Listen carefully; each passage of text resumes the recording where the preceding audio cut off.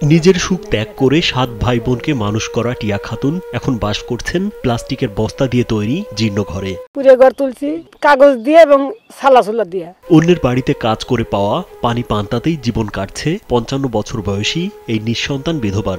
ভাই বোনদের মানুষ করলেও এখন তাকে দেখার কেউ নেই। জ্ঞান হওয়ার পরে থেকে দেখতেছি উনি নদীর ধারে একটা ছোট টঙের দোকানে যা বেচাকেনা হতো সেটা দিয়ে ওনার সংসার চালাতো। খুব ছোট থেকে দেখছি উনি একাই জীবনযাপন করত। সিরাজগঞ্জের শাহজাদপুর উপজেলার হাটপাচিল গ্রামে যমুনা নদীর তীর সংলগ্ন বাঁধের নিচে প্লাস্টিকের বস্তা দিয়ে তৈরি করা কুড়ে ঘরেই শীত গ্রীষ্ম পার করেন টিয়া। ঘরের পেছন দিকে বস্তার বেড়া থাকলেও 3 দিকে খোলা। ঝড় বৃষ্টি হলে দৌড়ে অন্যের ঘরে উঠতে হয় তাকে। বিদ্যুৎ বা বৈদ্যুতিক পাখা টিয়ার কাছে এখনো কাল্পনিক বস্তু। স্যান্ডেলিনা সো, রূপচর্চায় আভিজাত্য। কুড়ে তুলে বর্তমানে আমি আসি, বেড়া করাও দিতে পারি নাই। বৃষ্টি আইলি মানুষের বাড়ি লড়াই, কর্ম নাই, আমার কোনো কর্ম নাই। আমি কর্ম করি খাওয়ার ভিতরে তো একজনের বাড়ি কাজ করি, আমাকে গোটা দিয়ে ভাত দেয় কি চাউল দেয়, তাই এনে আমি খাচ্ছি। আমার কিছুই নাই এই পৃথিবীতে, ছাওয়াল পাল কিছুই নাই। আমি অবাগে নিজ বা খাই এরম একজন রাগ করলে মনে করি না, মনে করলে তো আমি চলে পারবো না। এই কারণে আমি সবাই লাথি গুড়ি খাওয়া তো এই পরিমাণ আইছি, আমি মানুষ হয়েছি। অসুস্থতার কারণে কোনো কাজও ঠিকমতো করতে পারেন না তিনি। তাই কোনো বেলা খাবার জোটে, আবার না খেয়েও দিন কাটে। প্রায় জীর্ণ শাড়ির আঁচলে মুখ গুজে কাঁদেন সন্তানহীন, গৃহহীন ও কর্মহীন এই নারী। স্বামী নাই, বেটা নাই, বেটি নাই, পরের বাড়ি থাকা। আসিলাম বাপের বাড়ি ভেঙে চলে গেল। ভাই ব্রাদার তার মতো দেশে বিদেশে একজন এক জায়গায়, আমি যে পরের বাড়ি।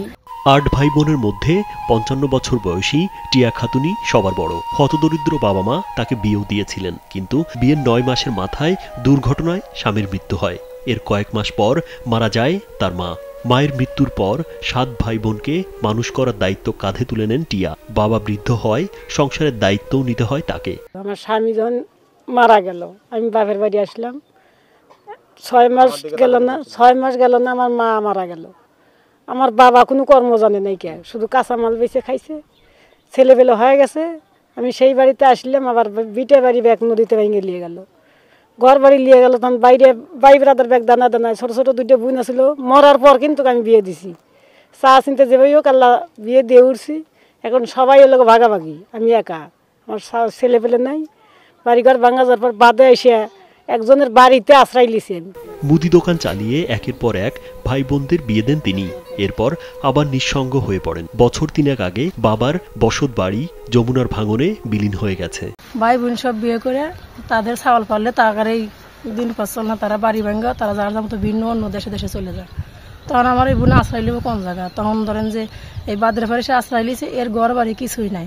ধরেন আমরা যে তাকে টানবো, আমাদেরও সে সমর্থন নাই যে তাকে বোনকে লিয়ে পালন করবো, লালন পালন করবো। আমার বোনও অসহায়, এর মতন অসহায় পৃথিবীতে আর কেউ নাই। ওর মতো অভাবী কেউ নাই। আপনি যদি এখন দয়া হয়, ও এখন এই জীবনটা কিভাবে কাটাইবো, কিভাবে চলে খাইবো, কিভাবে ও পত্তি করবো। এতকালি কাজ কামে শুরু করছে, এখন রথ নাই, এখন আর অত কাজ করতে পারে না। অল্লিগান এখন একটা দোকান পাট দেন কি একটা ঘর দরজা কি এখন কিভাবে চলবো, সেভাবে যদি আপনি করে যদি সমর্থ হয়, আপনারা যদি দিতে পারেন। শেষ বয়সে টিয়া খাতুনের চাওয়া পর কিছুই নেই। সরকারের কাছে তিনি শুধু একটু আশ্রয়ের দাবি জানান। সরকারের কাছে আমার দাবি, আমি কি কর্মটা করে খামু, বাড়িঘর নাই, বসার জায়গা নাই, থাকার জায়গা নাই। আমি সরকারের কাছে দাবি করি, আমি কিভাবে চলবো, আমাকে যেন একটু পায়ের তলে মাটি এবং একটা ঘর বাড়ি থাকলে তাও একটু শান্তিতে বসে থাকলাম। রাজীব বিশ্বাস, কালবেলা।